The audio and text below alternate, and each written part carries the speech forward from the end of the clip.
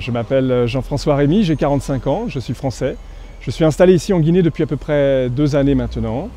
J'ai la chance de pouvoir diriger cet hôtel qui est donc prochainement l'hôtel Noum et qui ouvrira ses portes ici à Conakry.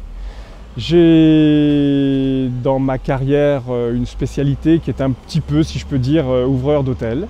Ce projet est le 5e que j'ai la chance d'ouvrir. La plupart de ces projets ont été sur le continent africain. L'Afrique est un continent que j'aime beaucoup. Et je suis très heureux de pouvoir ouvrir ici ce projet qui sera le premier d'une longue série d'hôtels Noum installés dans plusieurs capitales africaines.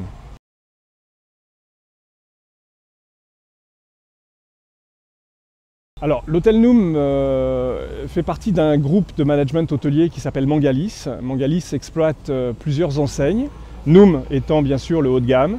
Il y a également les enseignes SIN qui sont plutôt middle scale et ensuite les enseignes Yas qui sont plutôt des hôtels économiques.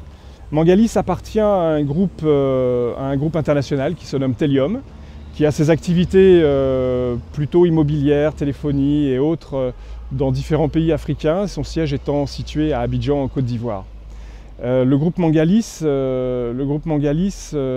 a surtout la vocation de s'installer et de développer ces hôtels dans, on va dire, à peu près aujourd'hui une douzaine de pays africains, d'Afrique de l'Ouest et d'Afrique centrale.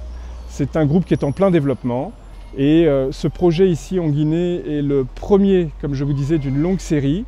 Et donc nous sommes bien sûr très motivés et déterminés à ouvrir ce projet le plus rapidement possible pour en faire un petit peu la façade du groupe et pouvoir montrer un petit peu ce que Noum ou Mangalis peut aujourd'hui se comparer à d'autres groupes internationaux et montrer son empreinte ici sur le continent africain. Alors la Guinée est un pays qui aujourd'hui est debout, est en marche. La Guinée a énormément de potentiel, que ce soit un potentiel en ressources humaines, en ressources naturelles bien entendu, mais également donc des ressources économiques qui font que ce pays est un pays d'avenir dans lequel il y aura énormément de choses à faire.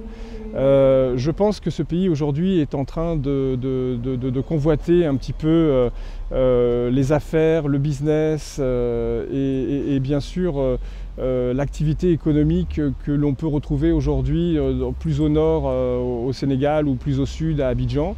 Et dans quelques années, je sais que la Guinée aura en fait le pouvoir de pouvoir se comparer à armes égales avec ces pays.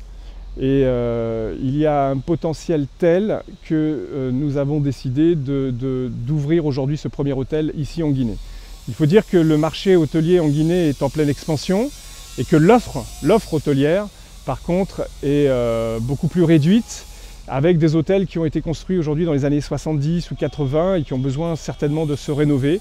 Donc il était temps, je pense, pour la Guinée d'avoir des produits hôteliers aux standards internationaux. Et c'est le cas. Donc il y en a déjà 2 qui sont en opération aujourd'hui. Le nôtre va arriver très prochainement. Et je sais qu'il y a aussi d'autres projets hôteliers, là aussi aux normes internationales, qui sont en train de se développer et qui ouvriront en 2016 ou en 2017. Donc il y a un fort potentiel. C'est la raison pour laquelle nous avons choisi la Guinée. La Guinée, malheureusement, a été affectée en 2014 et même en 2015 par un problème épidémiologique avec, bien sûr, la crise d'Ebola. Je pense qu'aujourd'hui, nous sommes maintenant en fin 2015. Je pense que le problème Ebola est derrière nous. En tous les cas, nous l'espérons tous. Il y a eu une lutte contre Ebola qui a été assez sévère et très bien conduite. Aujourd'hui, ce problème est derrière. Et nous retrouvons maintenant une activité économique beaucoup plus intense. Des visiteurs reviennent, le tourisme d'affaires reprend.